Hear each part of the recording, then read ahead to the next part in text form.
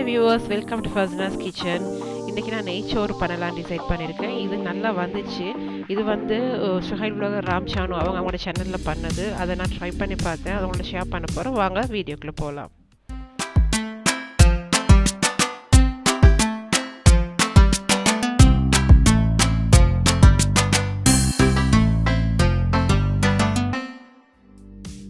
முதல்ல பேன் சூடானதுக்கப்புறம் 2 table spoon நெய் போடுங்க. உங்களுக்கு கொஞ்சம் அதிகமாக வேணும்னா 1 டேபிள் ஸ்பூன் போட்டுக்கலாம். நான் 2 டேபிள் ஸ்பூன் போட்டிருக்கேன்.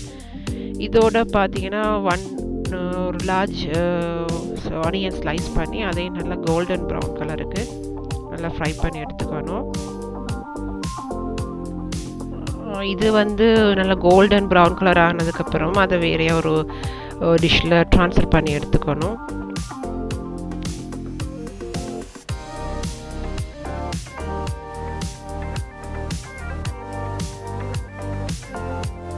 இப்போ அது சேம் ஆயிலில் 2 துண்டு பட்டை, 2 பே லீவ், ஒரு 2 ஏலக்காய், 2 கிராம்பு, அப்புறம் கருவேப்பிலை, ரம்பையில் போட்டு அதையும் கொஞ்சம் வதக்கிக்கணும். அதுக்கப்புறம் அதில் ஒரு 1 டீஸ்பூன் ஜிஞ்சர் கார்லிக் பேஸ்ட் அதையும் போட்டு அதில் பச்சை வாசனை ரோஸ் ஸ்மெல் போகிறதுக்கு நல்லா வதக்கணும். இப்போ 3 கப் ரைஸை நான் வாஷ் பண்ணி அதையும் சேர்த்துக்கிறேன். இதில் 3 கப் ரைஸுக்கு 6 கப் தண்ணி சேர்த்துருக்கேன். இதில் தேவையான அளவு உப்பு போட்டு அதை நான் குக் பண்ணி எடுத்துக்கணும்.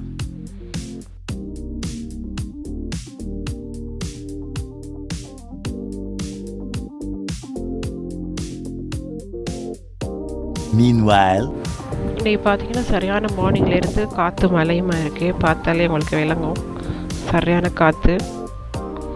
இதே வீட்டு பூனை புஜ்ஜி நல்லா தூங்குறா. 15 minutes later.